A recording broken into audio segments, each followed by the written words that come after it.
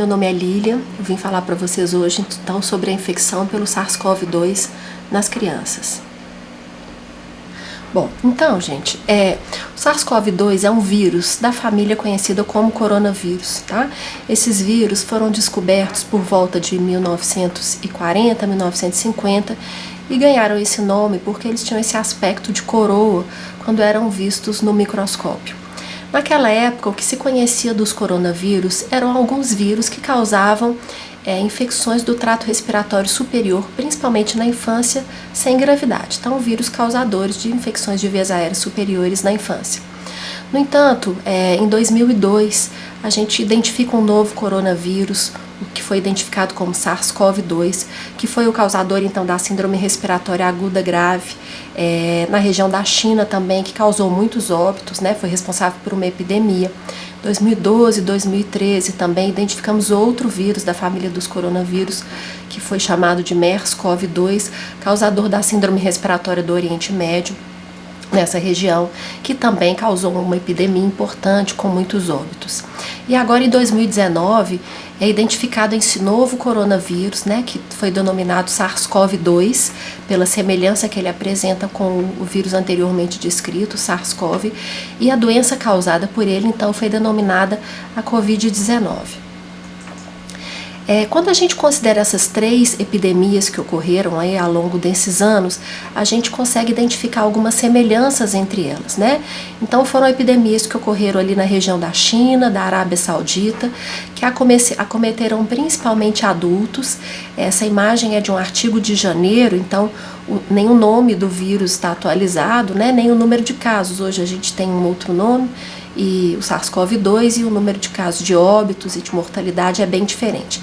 Mas eu queria chamar a atenção para vocês, então, as três doenças acometendo adultos, né? E com sintomatologia muito semelhante. Nas três a gente encontra predomínio dos quadros de febre e tosse, né? Os sintomas de vias aéreas superiores. A gente sabe também que esses três vírus são vírus que têm uma semelhança muito grande com o vírus dos morcegos, né? Então a gente acredita que sejam originários ali dos morcegos e que sofreram mutações, passaram então por outros animais e que, sofrendo novas mutações, chegaram então a infectar os seres humanos. Então aqui a gente tem esses animais associados à transmissão do MERS-CoV e do SARS-CoV.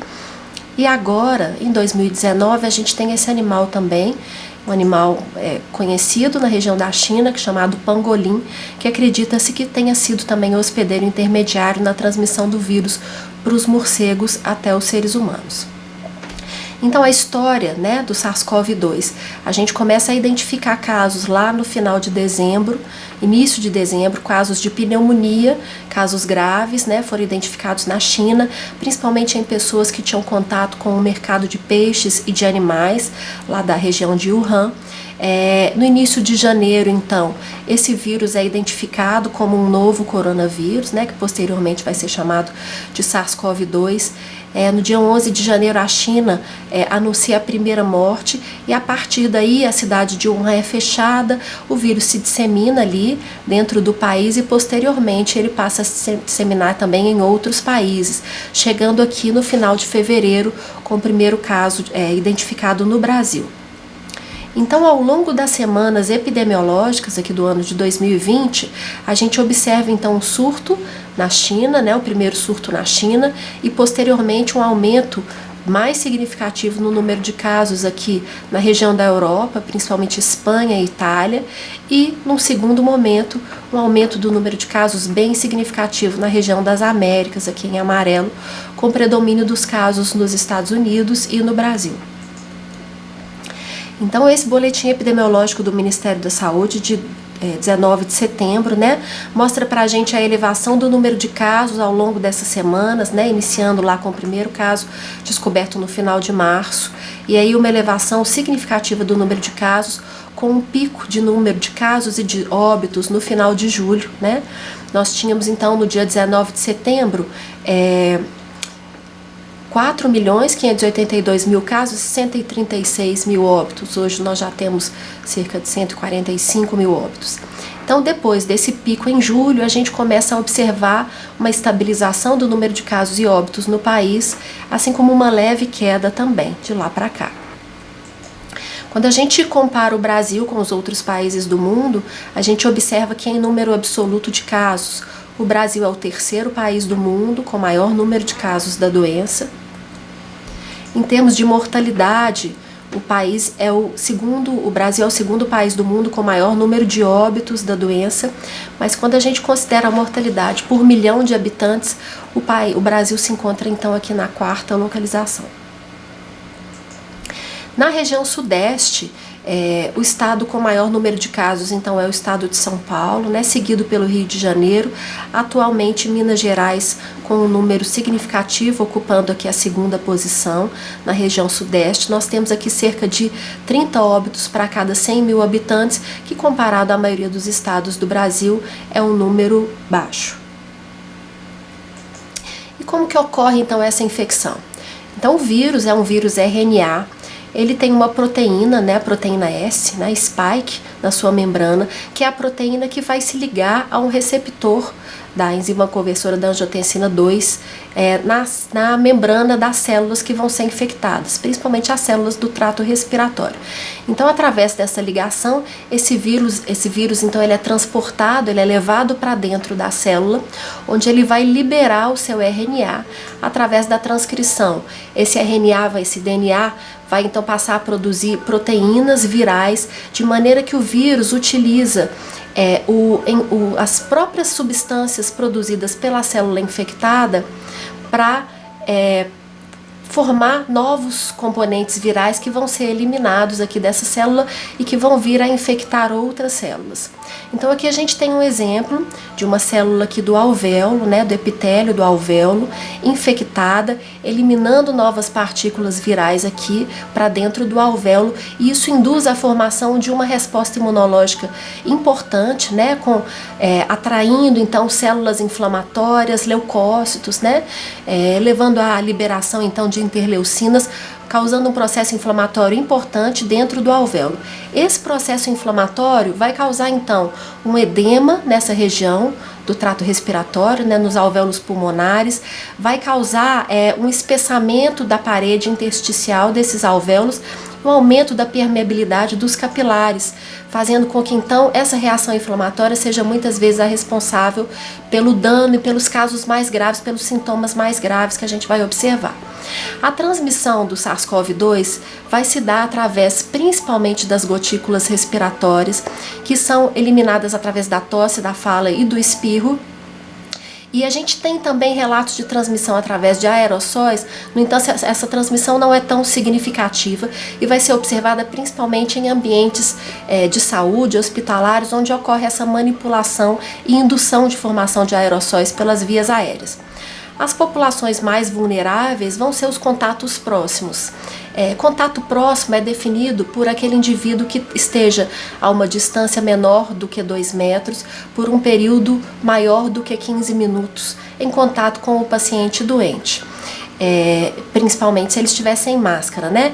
Então, aqui é um exemplo claro, né, assim, dos aglomerados. Então, as pessoas muito próximas, elas vão estar mais suscetíveis, principalmente se elas estiverem desprotegidas. O período de incubação médio é de 5 dias, variando de 2 a 14 dias. Em geral, as pessoas contactantes desenvolvem sintomas já na primeira semana após o contato. E aqui é importante que a transmissão, ela vai ocorrer enquanto durarem os sintomas, mas também vai ocorrer antes do início dos sintomas e em indivíduos assintomáticos. Isso é muito importante porque faz com que seja difícil o controle das pessoas que estão transmitindo a doença, porque a gente pode isolar aquelas sintomáticas, mas muitas vezes a gente não consegue identificar as assintomáticas e aquelas que não desenvolveram sintomas ainda e que muitas vezes estão transmitindo a infecção. Existem alguns trabalhos que têm falado sobre a transmissão então nas crianças, na população pediátrica. Esses trabalhos têm mostrado que parece que as crianças não são transmissores tão importantes quanto os adultos. Ainda não dá para a gente tirar essa conclusão, da gente afirmar que as crianças não transmitam a doença de forma tão efetiva quanto os adultos. Em primeiro lugar, porque as crianças estão em casa, né? As crianças não estão ainda no seu ambiente normal, não voltaram às escolas, principalmente. Então, são dados preliminares, é importante que a gente ainda não tire muitas conclusões disso, e existem muitas variáveis que estão envolvidas na transmissão do vírus pela criança.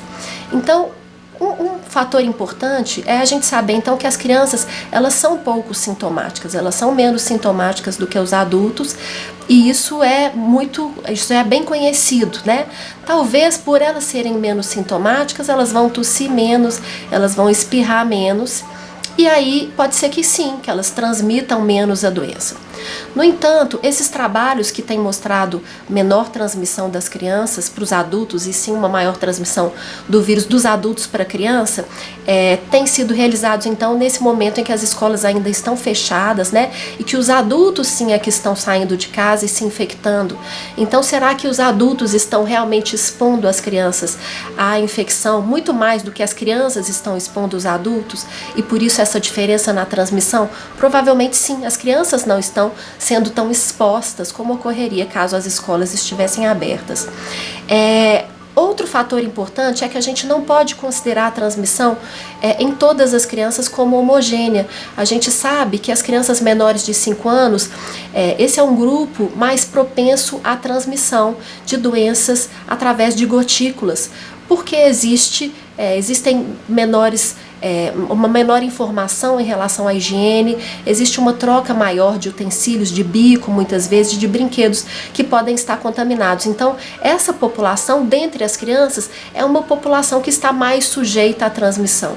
Então, é importante a gente avaliar essa população com cuidado. E outro fator importante são que as medidas de isolamento que têm sido utilizadas nas escolas, onde as crianças já retornaram, elas têm tido uma influência também na redução dessa transmissão que vem sendo observada. Então a gente precisa considerar isso tudo e precisamos esperar resultados de mais estudos para que a gente possa realmente afirmar ou não se a criança ela transmite menos o vírus quando comparado aos adultos.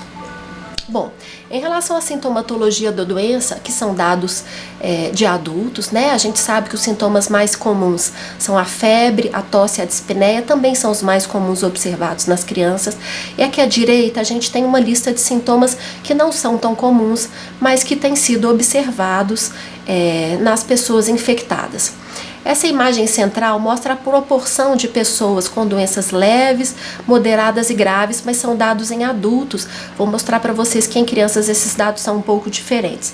Então, em adultos a gente sabe que a grande maioria das pessoas, cerca de 80% das pessoas vão ter quadros leves, cerca de 20% das pessoas quadros moderados e pessoas que vão procurar hospitalização, e cerca de 5% das pessoas vão necessitar de cuidados intensivos. Vou mostrar para vocês como nas crianças isso é um pouco diferente. Bom, nas crianças, então a gente sabe que dentro dessas estatísticas todas de número de casos, as crianças têm sido responsáveis por apenas 2 a 5% dos casos. Os sintomas da criança geralmente são sintomas leves, de infecções de vias aéreas altas, e por isso o diagnóstico diferencial com outras infecções respiratórias virais na infância é muito importante. Não existem sintomas patognomônicos que nos ajudem muito a distinguir a infecção pelo SARS-CoV-2 de outras infecções virais na infância, principalmente de vias aéreas. E aqui uma informação importante também, que a maioria dos estudos tem mostrado que cerca de 15 a 20% das crianças têm sido assintomáticas. Bom, crianças têm sintomas mais leves, geralmente limitados ao trato respiratório superior e raramente são hospitalizadas. Isso a gente sabe. Agora, por quê? O que é que explicaria, então, essa manifestação mais leve da doença nas crianças? Existem algumas hipóteses, né? Uma delas é que a resposta imunológica da criança seja menos robusta, causando menos aquele processo inflamatório, o que levaria aos quadros graves. Outra hipótese é que as crianças expressem menos aquele receptor de ECA2 nas células alveolares, então que elas estejam menos propensas à infecção dessas células pelo vírus.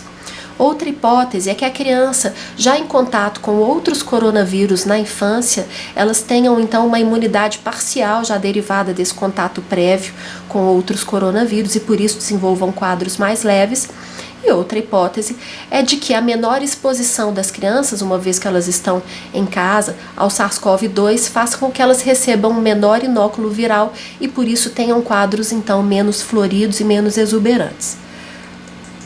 Bom, esse trabalho muito interessante, realizado com 7.780 crianças, na verdade uma revisão, né, de 131 estudos, que avaliou essas crianças no período de janeiro a maio de 2020, observou que os sinais realmente relatados na maioria desses trabalhos, os mais comuns eram a febre e a tosse, e assim como eu já tinha dito, cerca de 19% dessas crianças nesses trabalhos eram crianças assintomáticas. Então, febre e tosse predominam, e é importante a gente lembrar que em menores de 10 anos a rinorreia ela foi mais descrita, e em pacientes maiores de 10 anos, cefaleia, mialgia e dispneia também foram sintomas bastante encontrados. Esse outro trabalho realizado no Reino Unido, de janeiro a julho, com 651 pacientes, mostra que também o predomínio da febre e da tosse como os principais sintomas, mas eu queria chamar a atenção para vocês aqui dos sintomas digestivos, né, da presença de vômitos, dor abdominal e diarreia, também ali predominando entre os principais sintomas, junto dos sintomas respiratórios nessas crianças.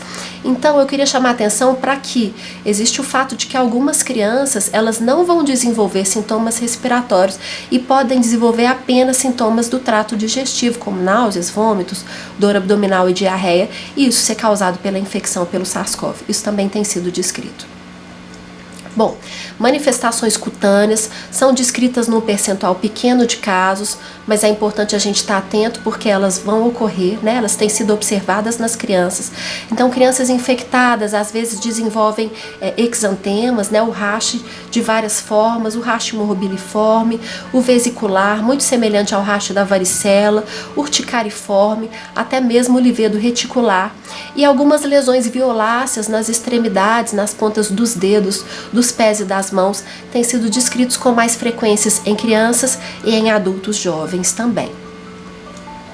Em relação à hospitalização dessas crianças infectadas, diferentemente dos adultos, a gente tem um percentual bem menor de crianças sendo hospitalizadas. De 2,5% a 4,5% apenas das crianças infectadas são hospitalizadas. A idade menor que 2 anos e a presença de comorbidades está mais associada à hospitalização nas crianças infectadas. Dentre as crianças hospitalizadas, apenas 30% delas necessitam de cuidados intensivos e vão ser admitidas na UTI. Existem alguns fatores relacionados a essa maior gravidade, essa necessidade de cuidados intensivos, e os estudos têm descrito, então, doença pulmonar prévia, cardiopatia congênita, imunodeficiência, e aqui a gente tem mais dados que referenciam as crianças que fizeram transplante de órgãos sólidos, né, nesse grupo como um fator de risco, no grupo de imunodeficiências, pacientes com doenças neurológicas e obesidade.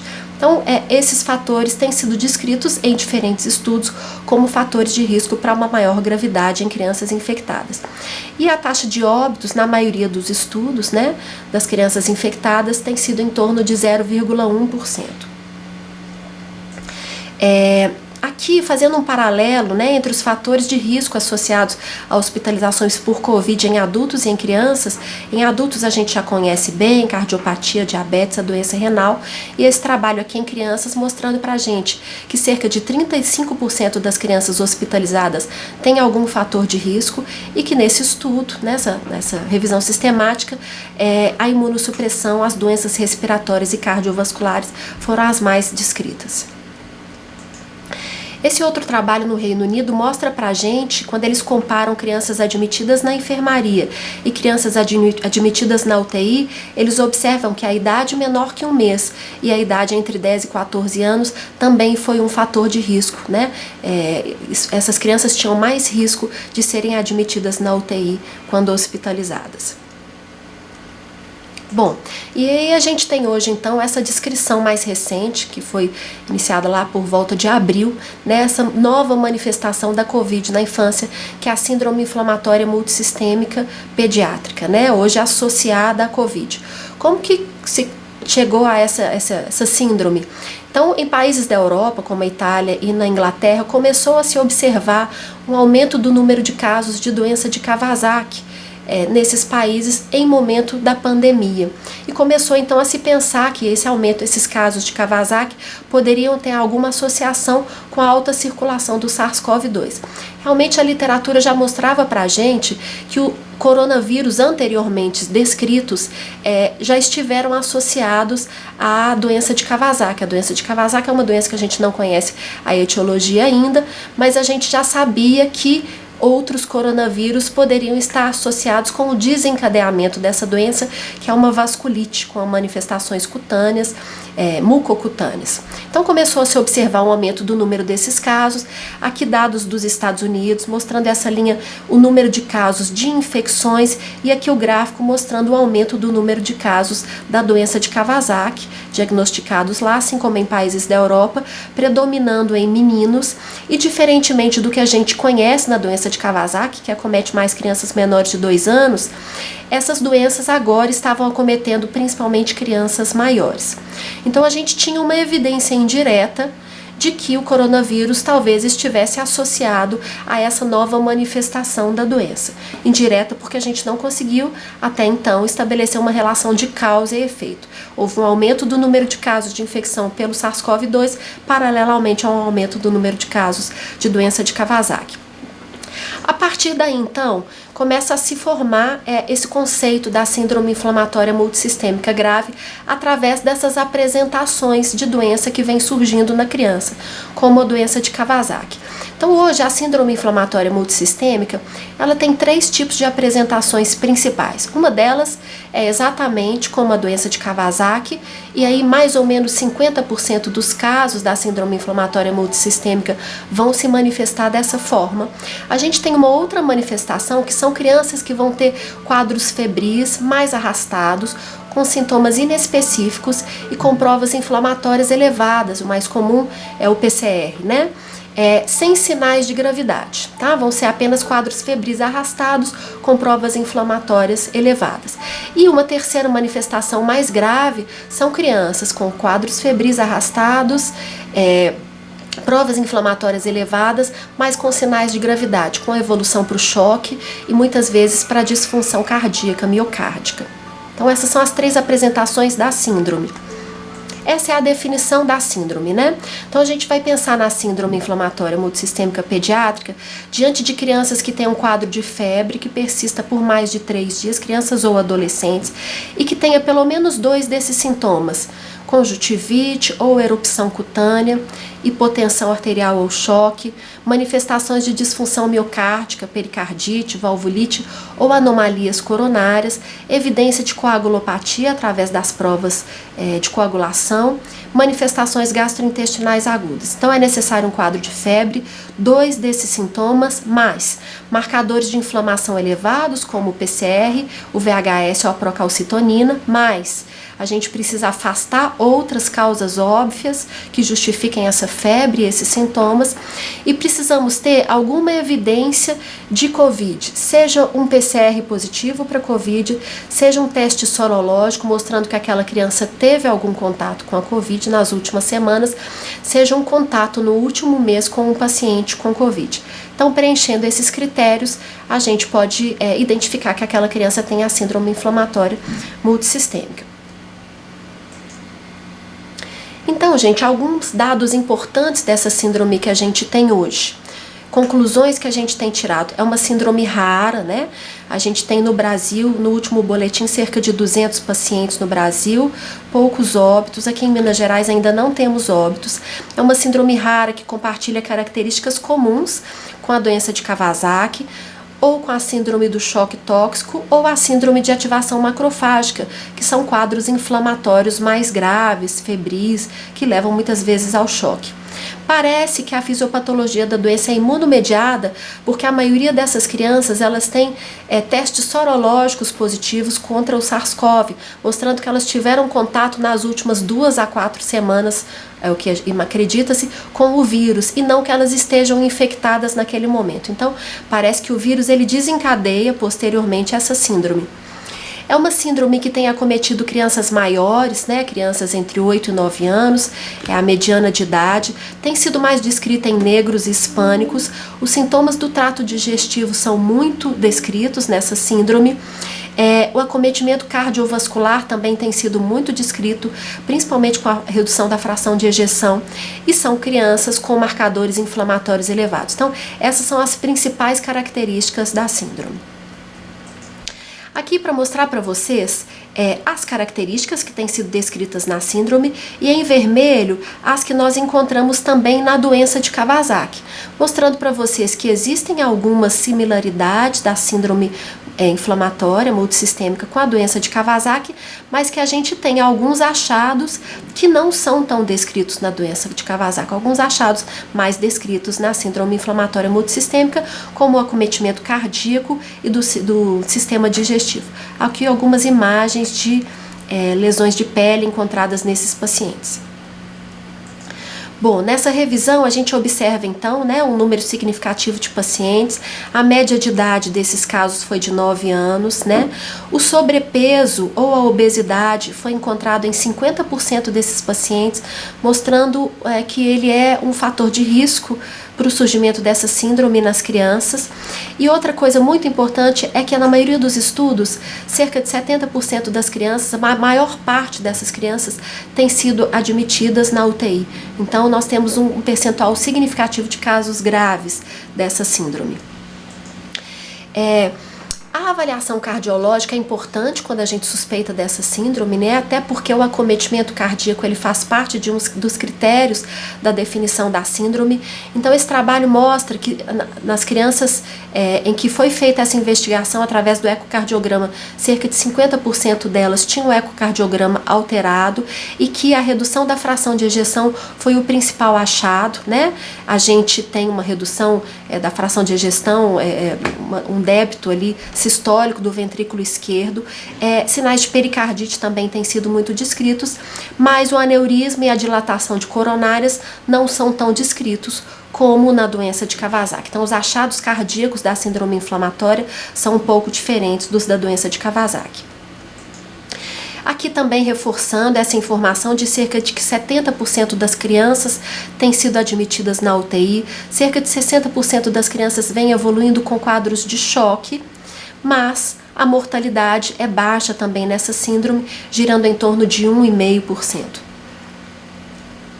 Em Minas Gerais, nós temos dados recentes, do dia 29 de setembro, nós temos um total de 24 casos confirmados, 16 deles em Minas Gerais, os outros casos em outras cidades do estado, um predomínio do sexo masculino, como tem sido observado nos outros estudos, mas a nossa média de idade é uma média de idade mais baixa, um pouco diferente do que tem sido relatado na maioria dos estudos. A maioria dos nossos pacientes não tem comorbidades, e aqui mostrando que realmente a maioria dos pacientes eles têm testes sorológicos positivos contra a COVID e não o PCR, né? O vírus ele não é identificado na maioria dos pacientes com quadros de síndrome inflamatória multissistêmica. Muito importante a gente ter em mente os diagnósticos diferenciais dessa síndrome, porque a gente precisa afastar outros diagnósticos para que a gente possa pensar na síndrome. Isso é um dos critérios também para que a gente feche esses casos, né? E os principais diagnósticos diferenciais são esses: a sepse bacteriana, a doença de Kawasaki, o lúpus eritematoso sistêmico, que também pode evoluir com febre prolongada, provas inflamatórias elevadas. Outras infecções virais, como o Epstein-Barr, que também podem causar casos de febre prolongada, muitas vezes com manifestações do trato digestivo, mucocutâneas ou mesmo cardíacas, né? A síndrome do choque tóxico, estafilocócico ou estreptocócico, que são quadros graves também, que levam ao choque. A apendicite, que em alguns momentos tem sido confundido com a síndrome, né, pela presença dos sintomas digestivos. E a síndrome hemofagocítica, que é uma doença mais rara, mas que também evolui com quadros de febre arrastada e provas inflamatórias elevadas. Então, eu gostaria de fechar esse assunto aqui com vocês, ressaltando as principais diferenças entre a doença de Kawasaki e a síndrome inflamatória multissistêmica pediátrica. que inclui alguns casos de doença de Kawasaki, né? Na doença de Kawasaki a gente tem acometimento principalmente de lactentes e crianças pequenas. A síndrome inflamatória multissistêmica tem acometido crianças maiores, em torno de 8 e 9 anos. Asiáticos são os principais casos descritos de doença de Kawasaki. A síndrome inflamatória vem sendo mais descrita em hispânicos e africanos. Os sintomas gastrointestinais não são tão comuns na síndrome de Kawasaki e são bem descritos na síndrome inflamatória. Dentre as manifestações cardíacas, a coronariopatia é a principal delas na doença de Kawasaki, o que a gente não observa na síndrome inflamatória. Todas as doenças evoluem com marcadores inflamatórios elevados, mas principalmente a síndrome inflamatória, que a elevação é mais pronunciada. De dados laboratoriais, o que chama atenção na doença de Kawasaki é a presença de plaquetose. E na síndrome inflamatória multissistêmica, a gente tem linfopenia e plaquetopenia. Então, em relação à transmissão materno-fetal do SARS-CoV-2, existem algumas evidências já que essa transmissão realmente ocorra, né, a transmissão vertical. E os estudos que têm mostrado essas evidências têm identificado, então, o SARS-CoV-2 no líquido amniótico, tem identificado o IgM nas primeiras horas de vida desses recém-nascidos, e a gente sabe que o IgM ele não atravessa a barreira transplacentária, ou tem identificado o vírus nas primeiras horas de vida no sangue ou no cordão umbilical dessas crianças filhas de mães infectadas. Então, provavelmente essa transmissão ocorra. E o que tem sido observado nessas crianças, filhos de mães infectadas? Isso não tem se associado à presença de malformações, mas existem relatos significativos de prematuridade nesses casos, que podem estar associados, então, à doença materna, né? Ou a simplesmente um parto prematuro, né, causado pela presença do vírus. Tem sido descrito restrição do crescimento intrauterino, presença de abortos ou natimortos, crianças com baixo peso e com sofrimento fetal. Então essas têm sido as manifestações encontradas nas crianças em que a transmissão vertical acredita-se que tenha ocorrido. Agora eu vou falar um pouco para você sobre os dados laboratoriais nas crianças infectadas pelo SARS-CoV-2. Não existem dados laboratoriais muito característicos, muito clássicos, né? A gente pode observar que o número de leucócitos, o percentual de neutrófilos, de linfócitos, o valor da hemoglobina, das plaquetas, o hemograma, geralmente ele não apresenta alterações. Dados de função renal e função hepática também sem muitas alterações. A gente tem observado PCR um pouco acima do valor de referência, mas também sem valores muito altos. Então, no geral, as crianças infectadas pelo SARS-CoV-2 não apresentam exames laboratoriais tão alterados. Quando a gente fala daquelas crianças que têm a manifestação da síndrome inflamatória multissistêmica, aqui sim a gente tem observado algumas alterações laboratoriais relevantes. O que se orienta? É importante que as crianças que preencham os critérios da síndrome e que tenham sintomas leves, que elas não sejam amplamente investigadas, que elas sejam investigadas inicialmente com exames básicos de hemograma, PCR, função renal e eletrólitos. E que outros exames sejam reservados para as crianças que preencham os critérios da síndrome e que tenham quadros moderados ou graves. Aqui a gente expande essa propedêutica, né, com dosagem de ferritina, de VHS, coagulograma, do dedímero, a troponina e o BNP, que vão mostrar o acometimento cardíaco nesses casos. O que tem se observado muito nessas crianças com quadro de síndrome inflamatória multissistêmica?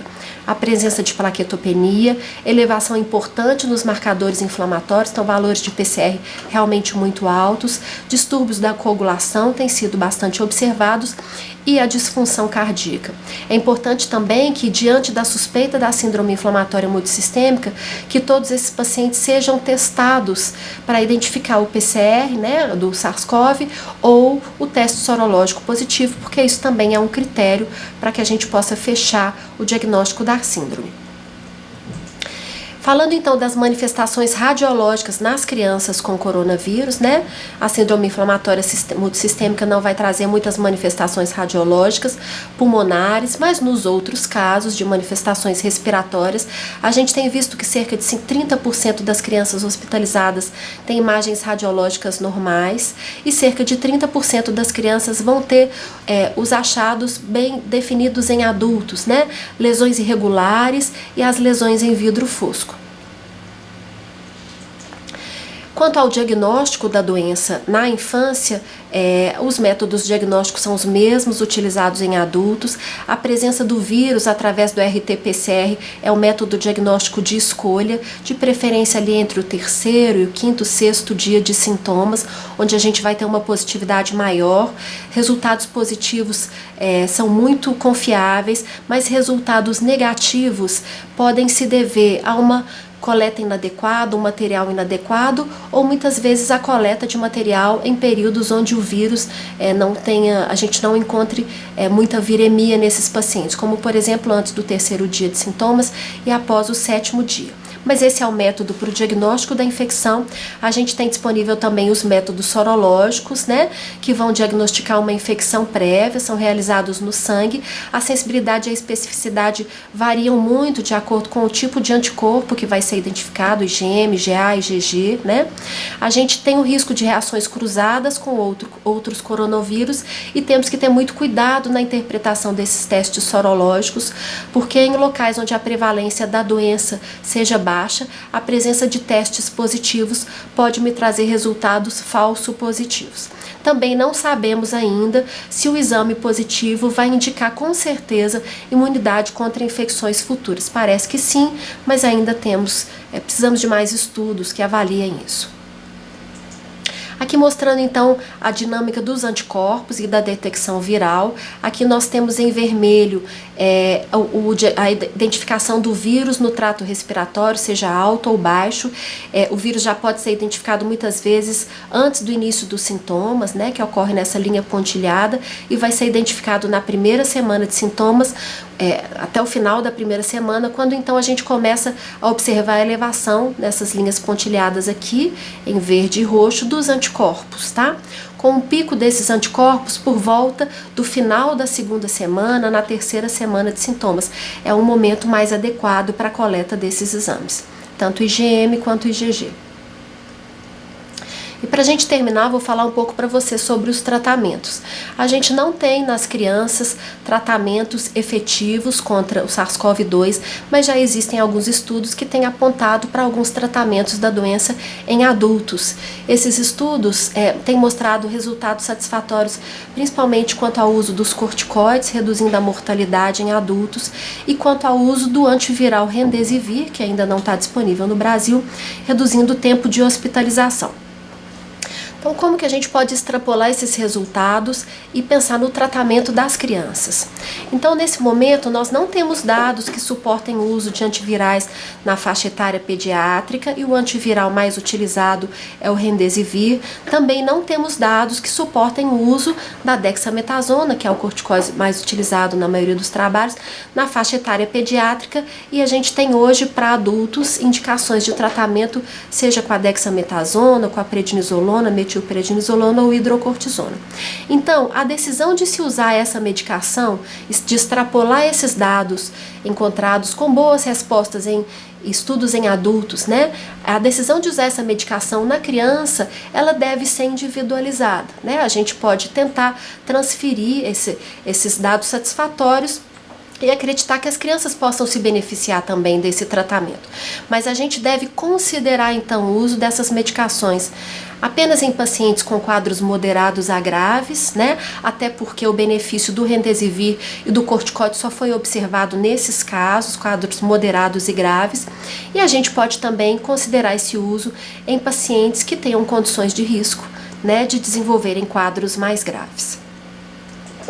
Em relação ao tratamento da síndrome inflamatória multissistêmica pediátrica, aqui a gente já tem mais estudos, né? O tratamento vai depender muito da manifestação da síndrome. Então, quando o paciente manifesta quadros de choque, é importante que se trate o choque, né, com volume inotrópicos.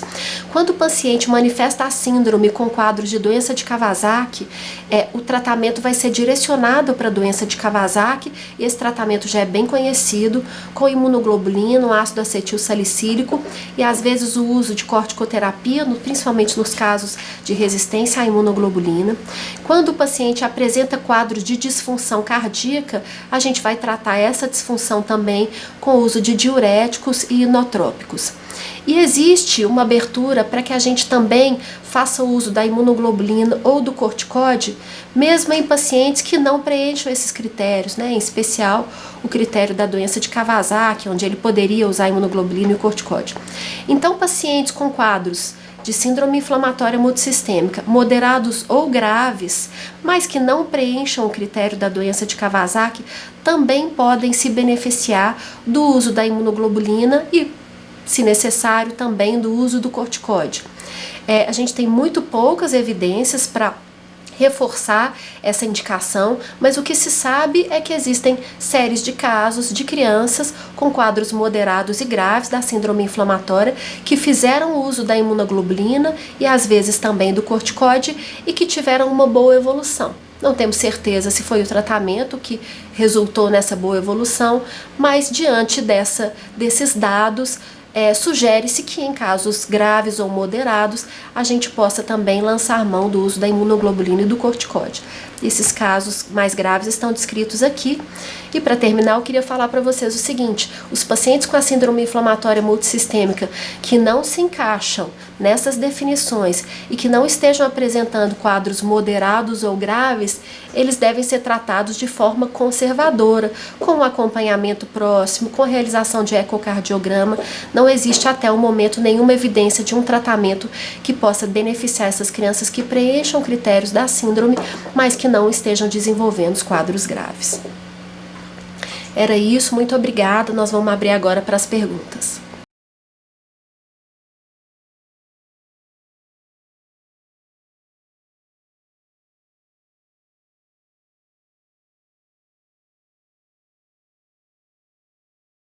Olha, então a obesidade ela tem sido descrita como um fator de risco bem típico para desenvolvimento da síndrome inflamatória multissistêmica. Agora, em relação aos quadros respiratórios, a obesidade tem sido descrita em alguns trabalhos como um fator de risco para uma evolução mais grave, seja para hospitalização, seja para evolução para quadros graves que necessitam de terapia intensiva. Mas esse achado não é homogêneo em todos os trabalhos. Então, alguns trabalhos mostram a obesidade como um fator de risco para internação e para internação em UTI, outros não descrevem mais a imunodeficiência, a doença pulmonar prévia e as cardiopatias como os principais fatores de risco. Mas para a síndrome inflamatória multissistêmica, a obesidade tem sido descrita como o principal fator de risco para o desenvolvimento da doença.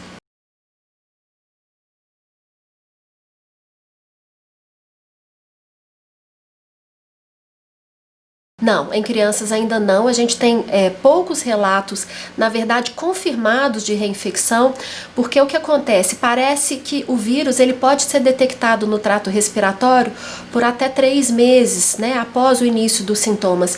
Então, muitos desses casos de reinfecção que são descritos, a gente não pode comprovar que realmente sejam reinfecções, porque provavelmente é o mesmo vírus lá que causou os sintomas iniciais e que persiste no trato respiratório, mesmo que não infectante, né? Não expondo ainda as crianças, os contactantes.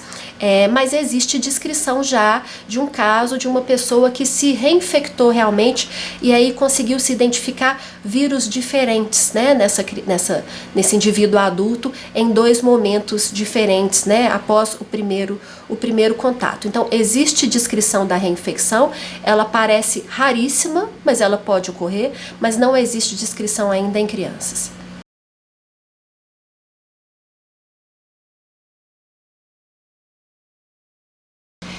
A asma é um fator de risco para o desenvolvimento, para a hospitalização de pacientes com quadros respiratórios, não da síndrome inflamatória, né? Pacientes que desenvolvam sintomas respiratórios, mas a gente tem que estar muito atento que não vai ser qualquer paciente com asma, né? Os estudos não distinguem bem, né, quais são os pacientes que estão internando, que têm asma, mas a gente acredita que a asma mais grave, aqueles pacientes mais sintomáticos, que se internam com maior frequência, que têm o quadro mais descontrolado, esses sim vão ser indivíduos de maior risco, não pacientes com quadros bem controlados, sem internações frequentes.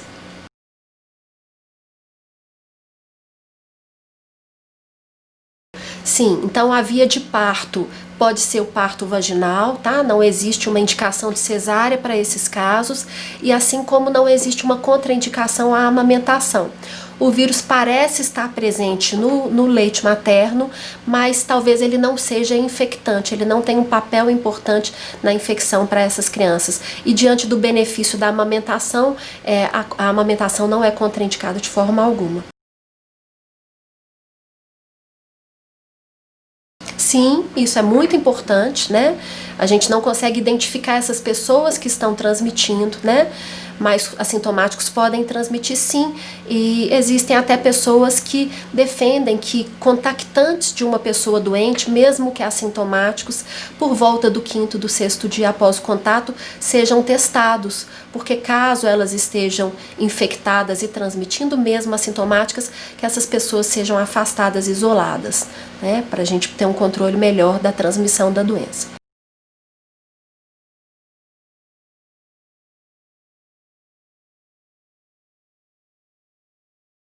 Olha, então as crianças claramente elas têm menos sintomas, né? A gente não pode falar que elas não adoeçam, elas adoecem, mas com menos sintomas. Então muitas vezes essa doença não vai ser nem detectada, talvez, né? Caso os sintomas sejam muito sutis. Elas adoecem sim, mas elas são menos sintomáticas. Então, em relação à transmissão, não, a gente não pode falar, muito pelo contrário. Alguns estudos têm mostrado que talvez elas transmitam menos, mas a gente ainda não tem dados suficientes para realmente concluir que elas transmitam menos. Pode ser que as crianças transmitam menos do que os adultos, mas a gente precisa de mais trabalhos.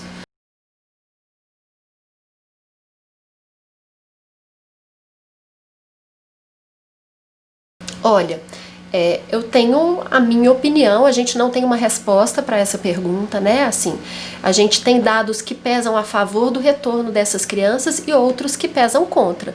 Vou trazer para vocês aqui, eu acho que essa resposta é um pouco pessoal, né?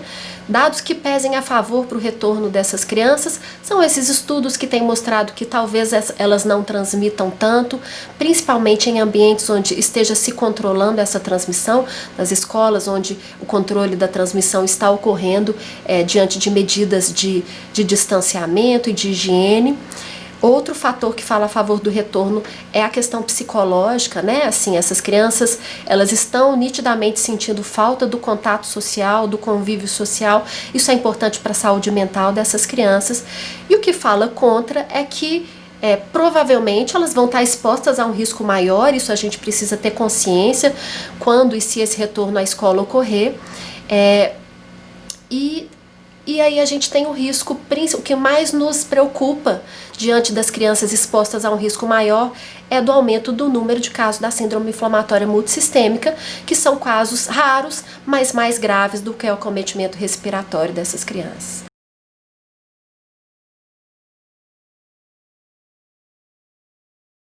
Sim, ela pode nascer infectada.